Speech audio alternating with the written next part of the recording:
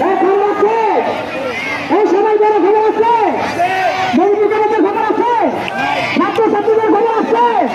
Action to action, ছাত্রছাত্রীদের action, medical কলেজের action.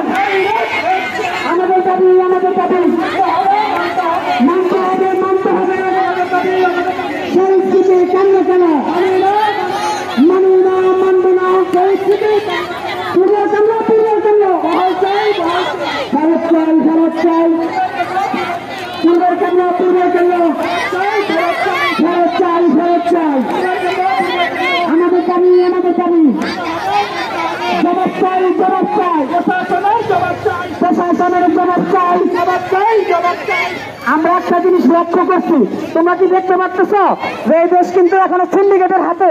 কারণ আমরা এতক্ষণ যাবত আন্দোলন করতেছি, এখনো কোনো প্রশাসনের লোক আমাদের এখানে আসে নাই। এখন আমরা সিন্ডিকেটের হাতে আবদ্ধ রয়েছি। মজুরির ফলে কি দরকার চলছে, এখানে কিন্তু কোন সিন্ডিকেট কিন্তু দাঁড়াতে পারবে না।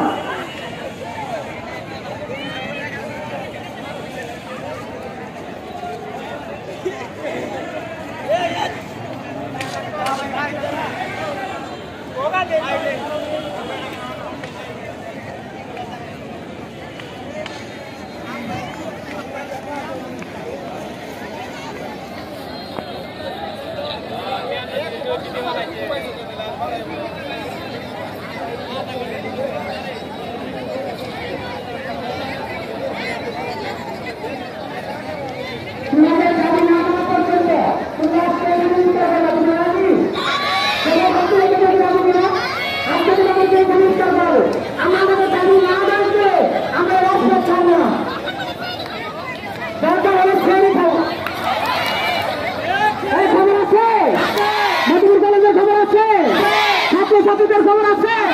Action to action, action to action.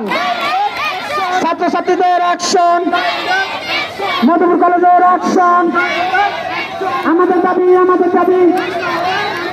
সিন্ডিকেটের কালো হাত, সিন্ডিকেটের কালো হাত, সিন্ডিকেটের কালো হাত, প্রশাসনের কালো হাত ভেঙে দাও, গুড়িয়ে দাও। পরিস্থিতি কেন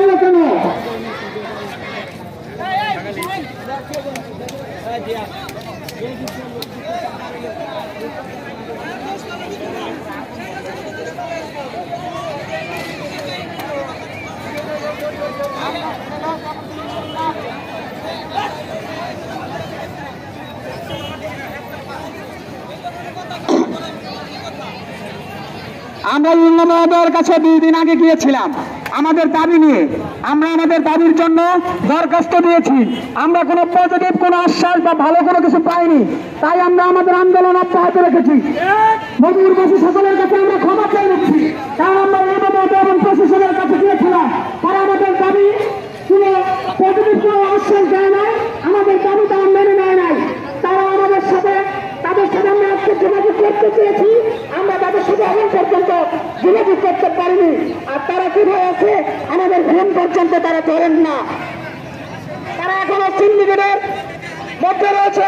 আমরা এই প্রশাসনের কালো হাত এবং সিন্ডিকেটের কালো হাত ভেঙে দেব।